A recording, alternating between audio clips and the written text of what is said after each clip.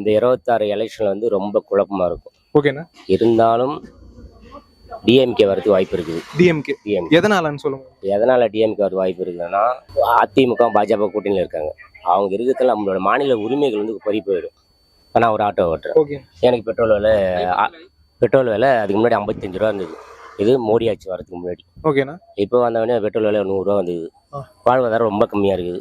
நம்மளோட என் பசங்க ஸ்கூல் படிக்கிறாங்க. இந்தியை வந்து கற்றுக்கலாம், கட்டாயமாக்கக்கூடாது. ஹிந்தி என் பிள்ளைங்க கற்றுக்கலாம், என் பிள்ளை பொண்ணும் கற்றுக்கலாம், கட்டாயமாக்கக்கூடாது.